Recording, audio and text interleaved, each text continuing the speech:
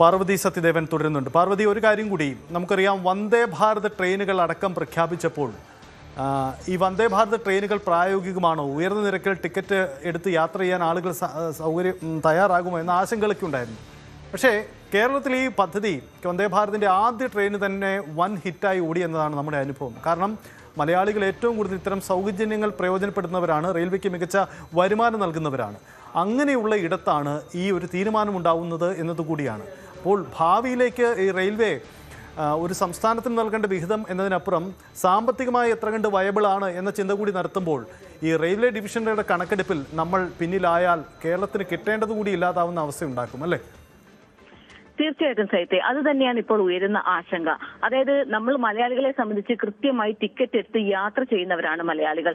അത് തന്നെയാണ് കേരളത്തിൽ വലിയ വരുമാനം റെയിൽവേക്ക് നേടിക്കൊടുക്കാൻ സഹായിക്കുന്നതും.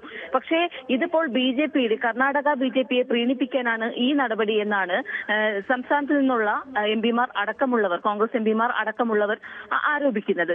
ഈ കേരളം ഈ ഒരു തീരുമാനം പുനഃപരിശോധിക്കാനായി കേരളം വലിയ സമ്മർദ്ദം ചെലുത്തേണ്ടി വരും. പ്രതിഷേധം ശക്തമാക്കാനാണ് ഈ യാത്രക്കാരുടെ സംഘടന അടക്കമുള്ളവരുടെ തീരുമാനം. അതായത് ഈ ഡിവിഷൻ വിഭജിക്കുന്നതോടുകൂടി വലിയ വരുമാന നഷ്ടമുണ്ടാകുമെന്ന് തന്നെയാണ് വിലയിരുത്തൽ.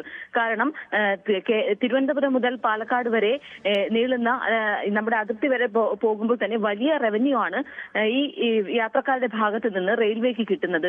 ഇപ്പോൾ ഈ ഡിവിഷൻ വിഭജിച്ച് മൈസൂരിന് കീഴിലാക്കുന്നതോടുകൂടി കേരളത്തിനുള്ള സാമ്പത്തികമായ നേട്ടം, കേരളത്തിൽ നിന്നുള്ള ഇത് കുറയുകയും 60% വരെ കുറവുണ്ടാകുകയും ഈ തീരുമാനം കുറഞ്ഞ സാമ്പത്തികം അല്ലെങ്കിൽ റവന്യൂ കൊടുക്കുന്ന ഇടത്തേക്ക് ഈ പുതിയ ട്രെയിനുകൾ അനുവദിക്കുന്നത് അടക്കമുള്ള തീരുമാനങ്ങളിൽ തിരിച്ചടി നേരിടുമെന്ന് തന്നെയാണ് വിലയിരുത്തപ്പെടുന്നത്. സജിത്ത്, അതാണ് പാർവതി സൂചിപ്പിച്ചതാണ് സാഹചര്യം. ദീർഘകാലാടിസ്ഥാനത്തിൽ തന്നെ നമുക്ക് വലിയ നഷ്ടമുണ്ടാക്കുമെന്നാണ്. യോജിച്ച പ്രതിഷേധം നീക്കം ഇക്കാര്യത്തിൽ ഉണ്ടാവണമെന്ന് തന്നെയാണ് ഏറ്റവും പ്രധാനമായും ചൂണ്ടിക്കാണിക്കാനുള്ളത്. കാരണം സംസ്ഥാനത്തിന്റെ സാഹചര്യമാണ്. എന്തായാലും മുഖ്യമന്ത്രി അടക്കം ഈ വിഷയത്തിൽ ഇടപെടുമെന്ന് തന്നെ നമുക്ക് പ്രതീക്ഷിക്കാം. ആ രീതിയിൽ നമുക്ക് എതിർപ്പറിയിക്കേണ്ട വിഷയം കൂടിയായി ഇത് മാറുകയാണ്. കേരളത്തിൻ്റെ റെയിൽവേ ചെറിയ ഒരു സംസ്ഥാനമാണ്. ആ സംസ്ഥാനത്ത് നമുക്ക് മുന്നിലുണ്ടാകുന്ന വെല്ലുവിളി, റെയിൽവേ വികസന പദ്ധതികളിൽ ഉണ്ടാകുന്ന പ്രതിസന്ധി, ഇതൊക്കെ വലിയ വെല്ലുവിളിയാണ് ഉണ്ടാകുന്നത്. പാർവതി, ഒരു കാര്യം കൂടി, യോജിച്ച ഒരു പ്രതിഷേധം ഉണ്ടാവണം എല്ലാവരിൽ നിന്നും. ഇപ്പോൾ കെ രാധാകൃഷ്ണൻ കത്തയക്കുന്നു. സംസ്ഥാന സർക്കാർ കൂടി മുഖ്യമന്ത്രി എന്ന രീതിയിൽ മുഖ്യമന്ത്രി വി.ഡി. സതീശൻ അടക്കമുള്ള ഈ കാര്യത്തിൽ അങ്ങനെ ഒരു ഇടപെടൽ കൂടി നടത്തുമെന്ന് നമുക്ക് കരുതണം. കാരണം ഇത് റെയിൽവേ എന്നത് ഒരു വലിയ പ്രശ്നമാണ്. നമുക്ക് എംപിമാരുടെ ഒരു വലിയ ഇടപെടൽ കൂടി വേണ്ടത്. അപ്പോൾ യോജിച്ച ഒരു നീക്കം പ്രതീക്ഷിക്കണം ഇക്കാര്യത്തിൽ അല്ലേ?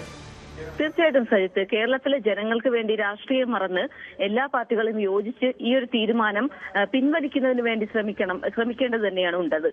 മാത്രമല്ല, സജിത്ത് നേരത്തെ സൂചിപ്പിച്ച ഒരു കാര്യത്തിന് പുറമെ തന്നെ നമ്മൾ വരുമാനത്തിന്റെ കാര്യം പറഞ്ഞിരുന്നു. ഒപ്പം തന്നെ ഈ ചരക്ക് നീക്കത്തിന്റെ കാര്യത്തിലും വലിയ തിരിച്ചടി ഉണ്ടാകും. കാരണം ഈ മംഗലപുരം തുറമുഖത്ത് നിന്നുള്ള ചരക്ക് നീക്കത്തിന്റെയും ഒപ്പം ഈ മംഗലപുരം സെൻട്രൽ ജംഗ്ഷൻ തുടങ്ങിയ സ്റ്റേഷനുകളിൽ നിന്നുള്ള വരുമാനവും ഈ ഒരു തീരുമാനത്തോടു കൂടി ചിലപ്പോൾ നമുക്ക് വലിയ തോതിൽ നിലച്ചേക്കും, അല്ലെങ്കിൽ വലിയ കുറവ് വന്നേക്കും. ആ ഇടിവ് പാലക്കാട് ഡിവിഷന് സാമ്പത്തികമായുള്ള വരുമാനം കുറവുള്ള ഡിവിഷനുകൾക്ക് തത്തുല്യമായി പാലക്കാടിനെ മാറ്റിയേക്കുകയും ചെയ്യും. ഈ ഡിവിഷന്റെ സാമ്പത്തിക ശേഷി കുറയുന്നത് മലബാറിലേക്ക് അടക്കമുള്ള പുതിയ സർവീസുകളെയും മറ്റ് വികസന പദ്ധതികൾക്കും തടസ്സമാകുമെന്നാണ് എംപിമാർ അടക്കമുള്ളവർ ഇപ്പോൾ ചൂണ്ടിക്കാട്ടുന്നത്. കൂടാതെ ഈ മലബാറിലേക്കുള്ള പല ട്രെയിനുകളുടെ സർവീസുകളും ഇപ്പോൾ മംഗലാപുരം കേന്ദ്രീകരിച്ചാണ് നിലവിൽ ക്രമീകരിച്ചിരിക്കുന്നത്. നമുക്കറിയാം, RCC അടക്കമുള്ള ആശുപത്രികളിലേക്ക് രാവിലെ എത്തുന്നവർ, മംഗലപുരത്ത് നിന്ന് പുലർച്ചെ എത്തുന്ന മാവേലി, മലബാർ, കണ്ണൂർ എക്സ്പ്രസ് ട്രെയിനുകളിൽ ഒരുപാട് യാത്രക്കാർ വരുന്നുണ്ട്. അപ്പോൾ ഇവർക്ക് ഇനിയും ട്രെയിനുകൾ ആവശ്യമാണ്. അതായത് പലരും ഈ രോഗികളായിട്ടുള്ള ക്യാൻസർ പേഷ്യൻസ് ആയിട്ടുള്ള ആളുകളടക്കം വെയിറ്റിംഗ് ലിസ്റ്റിലൊക്കെ വരേണ്ട സാഹചര്യമുണ്ട്. പലപ്പോഴും നമുക്കറിയാം, പുലർച്ചെ വരുന്ന ട്രെയിനുകളിൽ നമുക്ക് ഒരിക്കലും ടിക്കറ്റ് കിട്ടാറില്ല. നേരത്തെ സജിത്ത് സൂചിപ്പിച്ചതുപോലെ തന്നെ വന്ദേ ഭാരതിന്റെ കാര്യം എടുത്താൽ, വന്ദേ ഭാരതിൽ ഇനി എത്ര അഡീഷണൽ കോച്ചുകൾ ഇട്ടാൽ പോലും അത്രയും യാത്രക്കാർ ട്രെയിനുകൾ ഈ ഫില്ലായി പോകുന്ന ഒരു സംവിധാനം കേരളത്തിലുണ്ട്. ഒരിക്കലും ട്രെയിനിന്റെ സീറ്റ് ഒഴിഞ്ഞു പോകുന്ന സംവിധാനം കേരളത്തിൽ ഇല്ല.